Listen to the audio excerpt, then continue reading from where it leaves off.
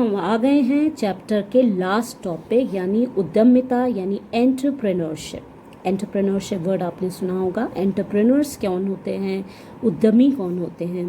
तो पहले हम बात करते हैं उद्यमिता। उद्यमिता एक नया उद्योग या उत्पाद या सेवा स्थापित करने का कार्य है। कुछ नया करने की जब हम कोशिश करते हैं, नया स्टार्टअप या नया कोई बिजनेस स्टार्ट कर रहे हैं तो उसको उद्यमिता कहते हैं। किसी उत्पाद के उत्पादन या डिज़ाइन को नए आविष्कार द्वारा बदलना। कुछ हम अपने डिज़ाइन जो बना रहे हैं उसमें एक नया आविष्कार यानी नई चीज़ ले आते हैं, नई तकनीक द्वारा पुरानी वस्तुओं में सुधार लाते हैं और नए तरीक़ों से बनाते हैं। तो ये सब क्या कहलाता है, उद्यमिता कहलाता है। आपने देखा होगा हमारे हर चीज़ में जो पुराने टाइम से चली आ रही है चीज़ें, बेसिक मॉडल तो वही है लेकिन धीरे धीरे उसमें इम्प्रूवमेंट यानी कि चेंजेस करे जाते हैं और उस और बेहतर से बेहतर बनाया जाता है। तो इसी को हम उद्यमिता का एक उदाहरण मान सकते हैं। अब उद्यमी जो व्यक्ति इस तरह के काम करते हैं उनके क्या लक्षण हैं, वो कौन व्यक्ति हैं जो इस तरह का उद्यम यानी कि एंटरप्रेन्योरशिप शुरू कर पाते हैं। तो ऐसे व्यक्ति हमेशा नए विचार रखते हैं और जोखिम उठाना जानते हैं। उनको ये नहीं लगता, वो डरते नहीं है कि हमें रिस्क लेने का डर है, वो जोखिम उठाना जानते हैं। वो योजना बनाने और क्रियान्वयन करने का ज्ञान और कौशल भी रखते हैं। यानी वो योजना बनाते हैं, पहले प्लान बनाते हैं और फिर उसको कैसे उसको वर्कआउट करना है यानी क्रियान्वयन करना है, इसका भी वो ज्ञान और कौशल यानी योग्यता रखते हैं।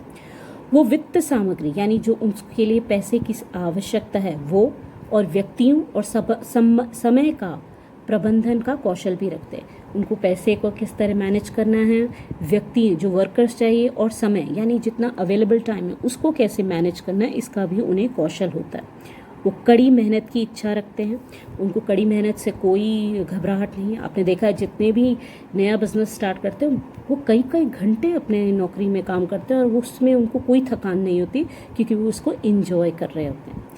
एक साथ कई कार्यों को आरंभ करने की योग्यता भी उनमें होती है। एक ही समय में वो कई तरह के कार्य स्टार्ट कर लेते हैं। शायद आपने कहानी सुनी होगी फ्लिपकार्ट ने कैसे अपना काम शुरू किया था। तो जैसे फ्लिपकार्ट कंपनी में जो पहले जिन्होंने स्टार्ट किया था, उन्होंने पहले बुक्स को घर घर होम डिलीवरी करने का काम शुरू किया। उसके बाद धीरे धीरे उन्होंने अपने काम को बढ़ाया। तो पहले तो छोटे से शुरुआत करनी पड़ती है और फिर लेकिन उस छोटे से शुरुआत में हमें उसको बेहतर से बेहतर बनाने की कोशिश करनी पड़ती है।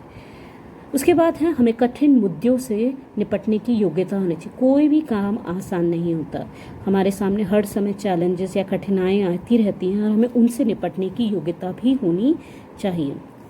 फिर जब हमारे सामने इतनी प्रॉब्लम्स आती है तो हमें समाधान ढूंढने की क्षमता भी उसमें होनी चाहिए, क्योंकि आपको पता है हर चीज़ का कोई ना कोई सॉल्यूशन होता ही है।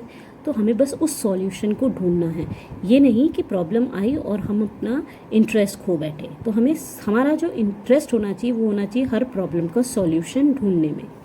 हाँ, लेकिन साथ साथ हमें यथार्थवादी यानी प्रैक्टिकल भी होना चाहिए।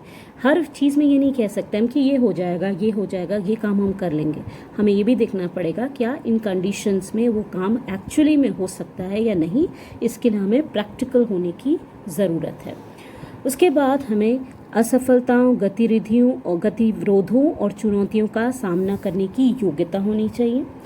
हमें अपने काम करने वाले सभी साथियों के साथ भागीदारी यानी कि कोऑपरेशन विकसित करना आना चाहिए। हमें कार्यनीति यानी कि प्लान बनाना आना चाहिए। अच्छे संप्रेषण कौशल होना चाहिए। एक किसी भी अच्छे उद्यमी में संप्रेषण यानी कि कैसे अपनी बात दूसरों तक पहुंचाए, इस तरह का कौशल होना चाहिए। उसके बाद कुछ उद्यम वृत्ति सामाजिक भी होते हैं। सामाजिक यानी सोशल एंटरप्रेन्योर्स। ये किसके विषय में काम करते हैं, ये कुछ ऐसे सामाजिक विषयों में काम करते हैं जैसे शिक्षा, स्वास्थ्य देखभाल, आर्थिक विकास, पर्यावरण और ललित कलाएं। यानी कि ललित कलाएं जो हमने इस चैप्टर में पढ़ा था, हस्तशिल्प और भारत की जितनी भी कलाएं, इनको आगे बढ़ाने के कार्य में काम करते हैं। तो ये एक तरह से इनकम भी जनरेट कर रहे हैं अपने लिए और साथ ही साथ वो समाज को भी लाभ पहुंचा रहे हैं। तो इससे हमारे सफलता सामाजिक लाभों प्रभावों में काफ़ी हो जाती है। तो अब हमारा ये चैप्टर फिनिश हो गया है। कार्य, आजीविका और जीविका। आप इसे अच्छी तरह फिर से रिवाइज कर लीजिए और अब हम नेक्स्ट रिकॉर्डिंग में यानी नेक्स्ट उसमें हम दूसरा चैप्टर लेंगे। तब तक के लिए आप सबका धन्यवाद।